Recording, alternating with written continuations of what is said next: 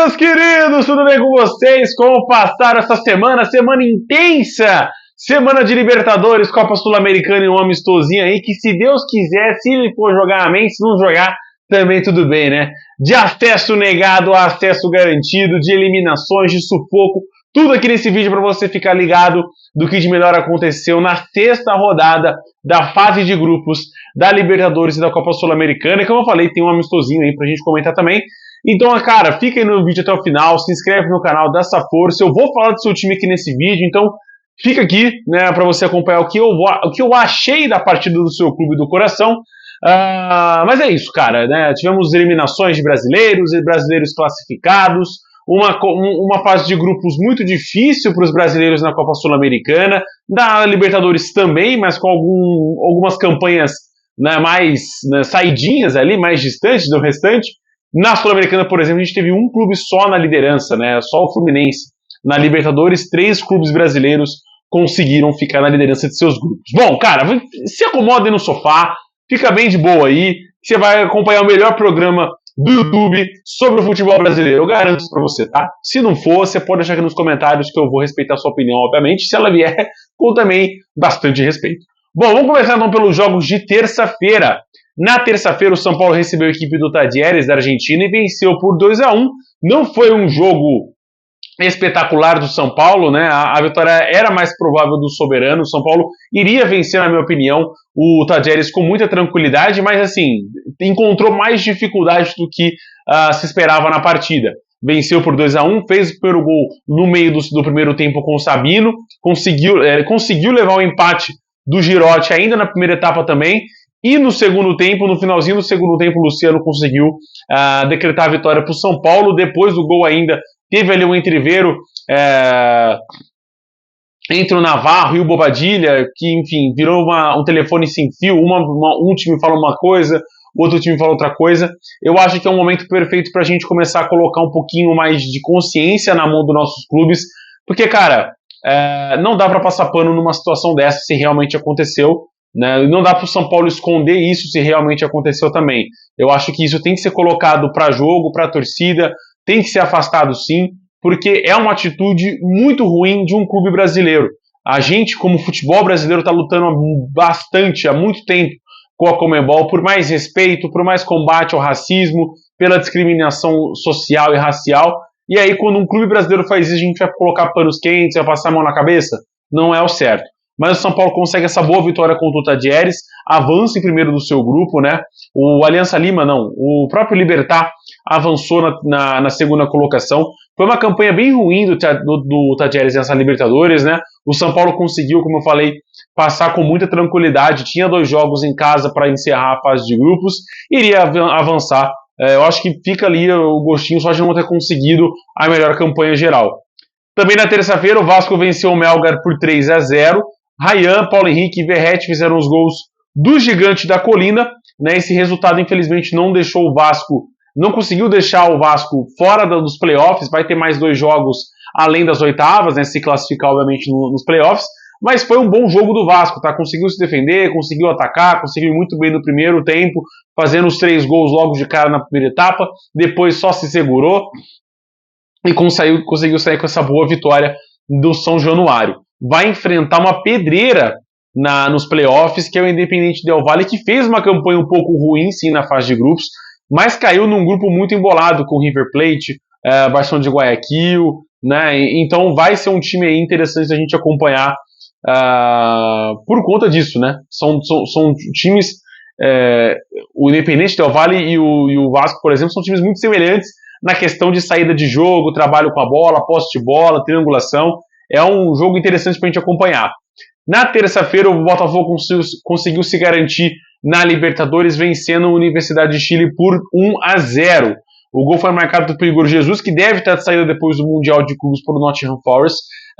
É uma proposta milionária, então pensando no jogador, pensando também no próprio Botafogo, eu não iria segurá-lo com essa proposta, né, porque eu acho que é uma projeção que ele vai ter na carreira de jogar na Inglaterra, jogar na Premier League, mas foi um jogo bem ruim do Botafogo, né? Vamos combinar. Fez 1-0, conseguiu fazer 1-0 mesmo com 1 a menos, isso é verdade, mas nitidamente, mas assim, escancaradamente, o Universidade de Chile era um time muito inferior ao Fogão. Você via que os chilenos não conseguiam trocar passes, não conseguiam fazer uma triangulação perigosa na frente, enquanto o Botafogo conseguia, mesmo com um a menos, envolver com muita tranquilidade a defesa do chilena. Conseguiu fazer o segundo gol com o Arthur no segundo tempo, mas estava assim. O gol foi bem anulado, né? Teve a mão ali do Igor Jesus no começo da jogada, mas poderia ter goleado. E desperdiçou inúmeras chances ao longo de toda a partida e acabou ficando só no 1-0. Avança na segunda colocação, vai pegar todos, né? Pode pegar qualquer um dos que classificaram na primeira colocação, inclusive os 3 brasileiros, que a gente já vai comentar, mas pode pegar, por exemplo, o São Paulo, como a gente já falou. No grupo do Botafogo classificou o Estudiantes, né? Também é pedreira para os brasileiros que ficaram na segunda colocação. E pá! Acesso negado! Vamos falar de Corinthians. O Corinthians conseguiu uma baita de uma proeza na Sul-Americana, cara. Era um grupo completamente acessível, na minha opinião. Era um time muito bem... É um time bem qualificado do Corinthians que deveria, era obrigação, sim, ter passado em primeiro desse grupo. A gente tem que parar de passar a mão na cabeça dos clubes brasileiros que caem na Sul-Americana na primeira fase ou são eliminados por clubes menos expressivos nas fases seguintes. A obrigação dos clubes brasileiros, na minha opinião, clubes grandes como o Corinthians, Inter, Atlético, Cruzeiro, são de avançar, são de classificar, né? O Vasco da Gama também. São de classificar para a próxima fase, fazer uma boa fase de grupos. Aí os clubes menores, né, de pouca expressão, como Vitória, de pouca tradição em campeonatos sul-americanos como Vitória, como o Atlético Paranaense também já teve a sua fase antes de ser campeão, a própria Chapecoense, que já participou da Copa Sul-Americana, Fortaleza e etc. Esses clubes sim podem ter a desculpa e não ser taxados como vexame. Essa campanha da fase de grupos do Corinthians, para mim, é uma verdadeira de uma falta de vergonha na cara dos jogadores, cara. Você ir pro último jogo enfrentando o Huracan com o time em reserva. Se o time A dos argentinos já é um time um pouco mais limitado, imagina os reservas. E o Corinthians conseguiu perder por 1-0, gol do Watson no comecinho do segundo tempo. Foi uma partida desastrosa da defesa corintiana, que não conseguia trocar passes, que não conseguia segurar o ataque do Huracan, e que levou um gol infantil, um gol de erro bobo de treinamento, né? Tanto do Hugo, que deveria ter saído daquela bola, na minha opinião, uma bola muito alta, ele deveria ter saído, tem boa estatura, rápido, era uma bola dele, sim. E um erro de posicionamento defensivo também, né? O próprio Thales Magno não marcou, o André Ramalho muito distante da jogada. Foi um jogo muito, muito ruim do Corinthians, que ainda assim, mesmo com essa derrota, estava se classificando porque o América de Cali estava perdendo, né? Empatando, depois perdendo para o Racing do Uruguai. Né? O time já estava eliminado no seu grupo, né? E conseguiu fazer 1-0 numa bobagem no goleiro do América de Cali. E aí o América, obviamente, conseguiu fazer o gol na etapa final. No momento que acabou o jogo do Corinthians, acabou o jogo do América com o gol do América, colocando empate. E os dois tiveram a mesma pontuação de pontos, né? 8 pontos cada um. Só que o América tem melhor campanha por conta dos gols marcados. Né? O Corinthians é absurda, reprovante completamente a campanha que o time fez nas duas principais competições que os brasileiros podem disputar no momento. Muito mais do que Brasileirão, muito mais do que Copa do Brasil. Se você tem a oportunidade de disputar 2 torneios internacionais, cara, você tem que olhar um pouquinho mais com apreço para eles. É uma exposição de marca, é uma chance de jogar com clubes de outros países, de você conquistar respeito em outros países e de você, obviamente, subir o seu patamar como clube de futebol. O Corinthians cai feio na Sul-Americana, perdendo para o Huracan por 1-0 na Argentina. Na quarta-feira tivemos mais jogos, a final antecipada entre essas duas equipes, né? O Inter conseguiu vencer o Bahia por 2-1 no Beira-Rio. Era mais provável também do Inter vencer o Esquadrão no Sul, por conta do como o time joga dentro de casa e etc. Ficou muito difícil o Bahia classificar. Se tivesse vencido o Nacional dentro de casa, já estaria classificado, não passaria por esse sufoco nas últimas rodadas. Veio de 3 derrotas seguidas aí nos últimos 3 jogos. Como eu falei, né? Quando terminou o meio da fase de grupos, apenas uma tragédia tiraria o Bahia da próxima fase, e foi o que aconteceu. O time teve 3 derrotas seguidas, algo inimaginável na minha opinião, não esperava isso. Tudo bem que a última derrota para o Inter eu até esperava, mas perder em casa para o Nacional, não conseguir nem sequer pontuar contra o Atlético Nacional lá na Colômbia, nem sequer competir com o Nacional na Colômbia, e agora perder para o Inter novamente, é um banho de água fria. O time vai para a Sul-Americana, eu espero que encare a Sul-Americana com mais afinco, né, consiga jogar mais e classificar aí para uma final do que foi a sua estadia na Libertadores desse ano. Os gols do Inter foram marcados por Vitinho e Borré, e o Jean Lucas descontou para o Esquadrão de Aço. Um bom jogo no Beira-Rio, os dois times jogando muito bem. Na quarta-feira tivemos o amistoso internacional entre RB Leipzig, né, a surra internacional do Santos, eu gosto de apelidar disso, RB Leipzig e Santos. Xavi Simons fez os 2 gols do RB e o Openda fez o terceiro gol pro time alemão. O Rian descontou pro Santos depois do terceiro gol do RB e ficou por isso, né, cara? Foi um totó de bola que o Santos levou do RB Leipzig, assim, importantíssimo a gente destacar que foi uma surra, né? Foi uma surra de pantufa, assim, né? 2 tapinhas pra lá, 2 tapinhas pra lá, não machucar muito, mas foi sim, aquele famoso, se o RB Leipzig quisesse, era um 5, 6 ali, tranquilamente, com os pés nas costas, porque a defesa do Santos, mamãe. E aí a gente teve um show de atrocidades do Neymar pai, né? Cara, que absurdo. É como eu gosto de dizer, ultimamente a gente tá tendo muito vislumbre de famosos que são desconectados com a realidade. Eu vou citar aqui aquela influenciadora, não vou dar esse privilégio a ela, essa moral dos meus seguidores ouvirem o nome dela de novo, porque vocês já estão cansados de ouvir esse casal que terminou essa semana. Mas é impressionante como o Neymar pai, ele é desconectado da realidade, né, cara? Ele vive no mundinho, Neymar filho ali, e acha que o filho dele é o dono do futebol brasileiro. Eu não sei se é, tá? Eu não sei, sinceramente, se tem essa nomenclatura, se tem esse cargo aí que ele já ocupa, mas da lista, na minha opinião, das prateleiras dos ídolos do futebol brasileiro, o Neymar está bem abaixo do que ele poderia estar. O Neymar hipotético, que a gente esperava que fosse deslanchar depois de 2015, esse sim, poderia estar muito mais acima, está reinando, sendo realmente o príncipe do futebol brasileiro. Agora o restante, o Neymar que a gente viu depois, cara, é desanimador. Enfim, né, totó de bola o Santos levou. Na quarta-feira, o Flamengo venceu o Deportivo Táchira por 1-0 no Maracanã, gol do Léo Pereira, no segundo tempo, não foi tão tardio assim, mas foi na etapa final. Num jogo, eu escrevi desastroso aqui do Flamengo, mas eu não acho que foi desastroso por conta da vitória. Eu acho que foi decepcionante. A gente esperava mais do Flamengo, esperava que o Flamengo goleasse, esperava que o Flamengo fosse dominar o Táchira, dominou de certa forma, com posse de bola, com movimentação e etc., mas poderia ter rendido mais na frente. Né? Demorou muito para deslanchar, para você realmente ver o Flamengo dominando, criando, sufocando os venezuelanos, né, que nitidamente, assim, escancaradamente, é um time mais inferior do que o Flamengo. Né? Não tem como a gente discordar disso, mas o Flamengo conseguiu vencer, classifica em segundo no seu grupo. Como eu falei, assim como o Botafogo, pode pegar qualquer um dos primeiros colocados, incluindo os brasileiros, incluindo o River Plate, e o Flamengo tem um porém também. No primeiro jogo das oitavas de final, jogará sem De Arrascaeta. Ele foi suspenso por conta do terceiro cartão amarelo, não joga a primeira partida de ida das oitavas de final. Uma perda importante, porque na ida você vai jogar no Maracanã, né, e vai decidir fora de casa.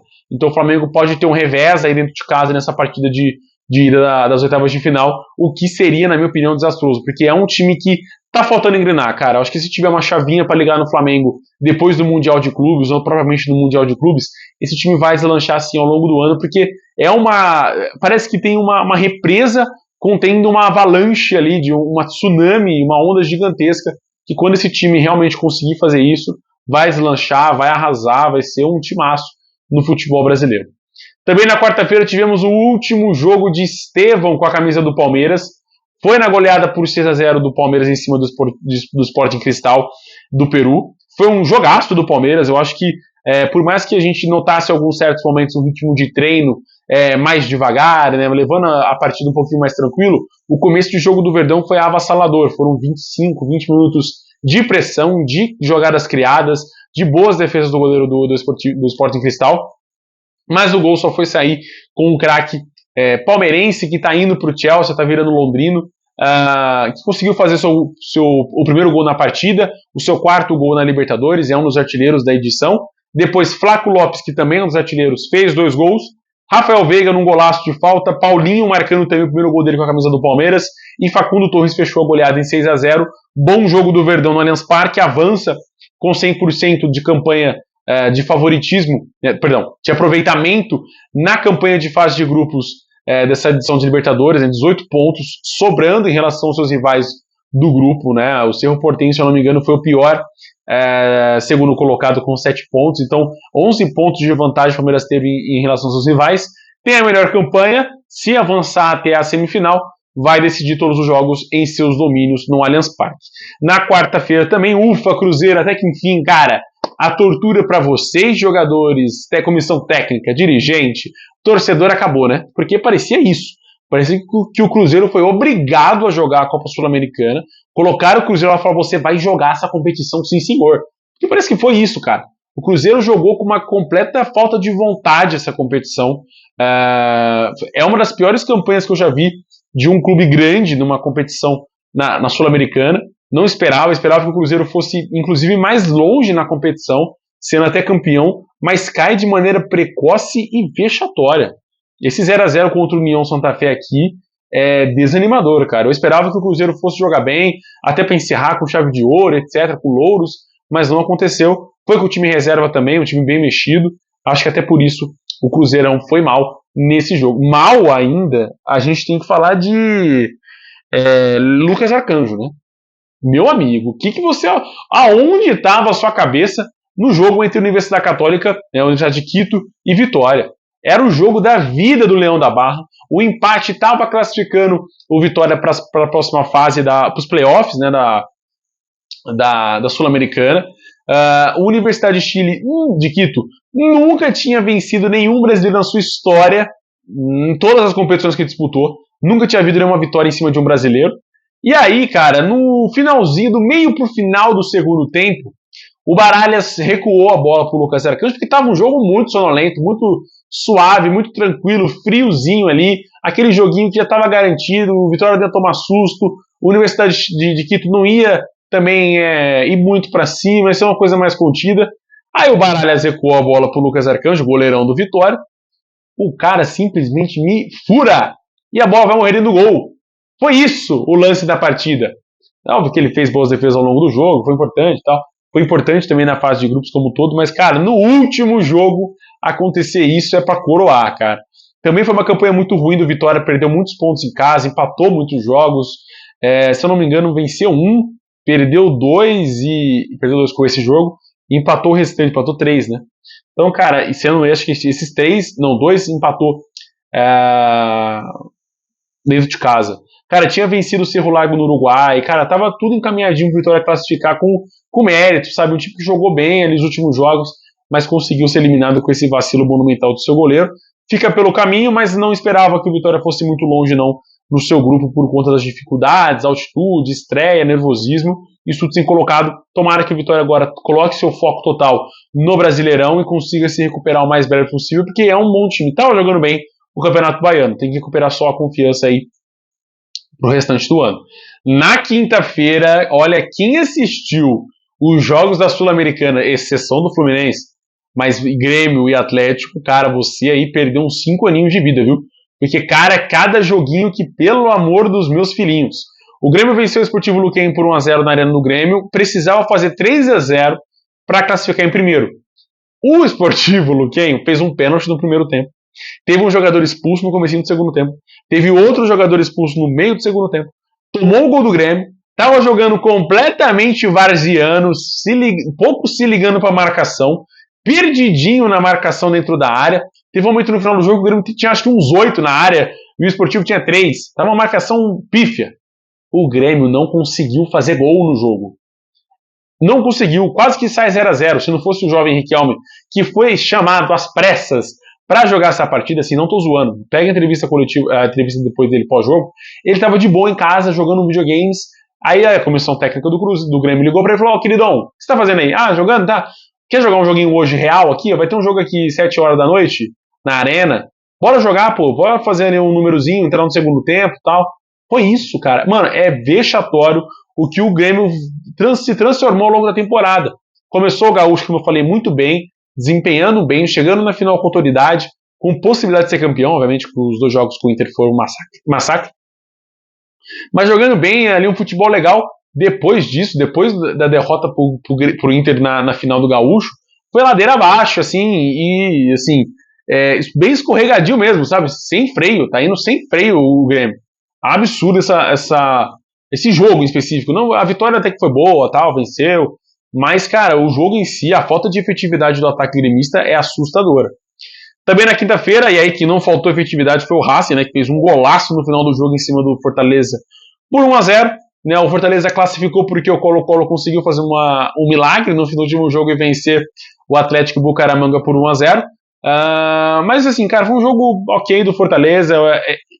É normal de se esperar que o Fortaleza fosse realmente para a Argentina para segurar o resultado, para tentar, né, voltar com o empate, para conseguir pontuar ou conseguir fazer um gol no contra-ataque. Teve a chance no finalzinho de fazer o gol com o Lucero, ele acabou desperdiçando, e na volta, né, na cobrança de meta, acabou saindo um golaço do Adriano Martínez de puxeta, bicicleta, voleio invertido, triplo barbar birdie, veja o que você quer chamar. Mas avançou, tá? O Fortaleza avançou na segunda colocação, o Racing, como eu falei, em primeiro. Então aí, é mais um time que o Flamengo, Botafogo e o próprio Fortaleza podem enfrentar nas oitavas com o sorteio. Na quinta, o Atlético também, cara, era só ganhar do Cienciano, time peruano, que para treinar, treinou num campo de várzea de futebol social, aquele mesmo que você deve jogar também. Treinou num campo desse. E foi o suficiente para o time segurar o empate com o Atlético na Arena MRV. O Atlético está na frente com o Lianco, e antes de acabar o primeiro tempo, ele mesmo fez o pênalti. O Lianco cometeu o pênalti, e o Cueva, sim, São Paulinos Santistas, o Cueva fez o gol de empate de pênalti a favor do Cienciano. O Galo pressionou no segundo tempo, mas uma pressão completamente desconectada, afobada, e ficou nesse empate 1-1. Classificou também para os playoffs. Eu vou falar sobre os playoffs certinho, passar para vocês quem enfrenta quem. Na quinta-feira, para fechar, o Fluminense fez um jogo muito seguro contra o Once Caldas e venceu por 2-0. O Gabriel Martinelli, perdão, só não é o Gabriel. Martinelli e Serna fizeram os gols do Flusão. Vamos falar de Libertadores. Então, por exemplo, pote 1, Palmeiras, São Paulo, Racing, River Plate, Estudiantes, Vélez Sarsfield, Internacional e LDU de Quito. No pote 2, temos 3 brasileiros no pote 1, 3 brasileiros no pote 2. Botafogo, Peñarol, Flamengo, Atlético Nacional, Libertad, Fortaleza, Universitário e Cerro Porteño. Todo mundo pode enfrentar todo mundo, não tem restrição de países, não tem restrição de peguei no mesmo grupo, não posso jogar. Pode sim, meu querido, você pode pegar, por exemplo, pode dar Palmeiras e Cerro, pode dar Flamengo e LDU. Então, assim, olhe atento, né, nesse sorteio segunda-feira, meio-dia, que vai rolar esse sorteio da Libertadores e também na Copa Sul-Americana. Já a Copa Sul-Americana já tem os playoffs definidos, porque os grupos, né, como eu posso chamar assim, os grupos, os terceiros colocados da fase de grupos da Libertadores foram enumerados do melhor para o pior. E os segundos colocados dos grupos da Sul-Americana também, mesma coisa, do melhor para o pior. E aí o melhor segundo colocado enfrentava o pior terceiro colocado da Libertadores. Algo assim. E aí o Grêmio vai enfrentar o Alianza Lima, do Peru. Jogo difícil pro Grêmio, porque tem inclusive o artilheiro da Libertadores nesse time, né, que é o Barcos, Hernan Barcos, lei do ex contra o Grêmio. O Atlético Mineiro vai enfrentar o Atlético Bucaramanga, que fez 2 jogos bem difíceis contra o Fortaleza. O Bahia vai enfrentar o América de Cali do grupo do Corinthians, que também é um confrontinho difícil, segundo jogo lá na Colômbia. Mas dá pro Bahia, tá? Pelo que eu vi do América de Cali, é um time afobadinho. Se o Bahia conseguir encaixar um golzinho vencer na Fonte Nova, que eu acho que é o mais provável, na volta lá na Colômbia, fazer um golzinho no primeiro tempo, o time se desespera e não consegue fazer mais nada. E o Vasco da Gama, como eu falei, visita o Independente Del Valle no primeiro jogo e volta a jogar em São Januário, no jogo da volta lá do Equador. O restante vocês não querem saber. Mas aí, se vocês quiserem, vocês vão lá no perfil da Sul-Americana BR no Instagram e ficam ligados. Tá bom? Cara, eu acho que vai rolar um sorteio bem... aliás, né? Garantido só no sorteio de brasileiro, cara, só o Fluminense, como eu falei. Esses clubes ainda vão ser sorteados, então pode ser que, por exemplo, o Bahia pegue o Fluminense, ou o Vasco pegue o Fluminense e classificar, mas vai depender dos grupos, do pote 1. Quem eu teria um pouquinho mais de medo de enfrentar na próxima fase é o Huracan, o próprio Fluminense. Eu acho que qualquer brasileiro não quer pegar um brasileiro na próxima fase. O Independente Del Valle e o Lanús. Então temos aí 3 times argentinos e um brasileiro, que eu ligaria o sinalzinho de alerta para tentar fugir desse sorteio aí. Mas é isso, meus queridos. Obrigado por ficar até aqui nesse vídeo. Se inscreve no canal, dá essa força aí pra nós. Vídeo longo, porque enfim, falei de sorteio, falei de Neymar, falei de acesso negado, falei de tudo. Mas dá essa força aí pra nós aí. Falou? Até mais, até o próximo vídeo. Tchau, tchau.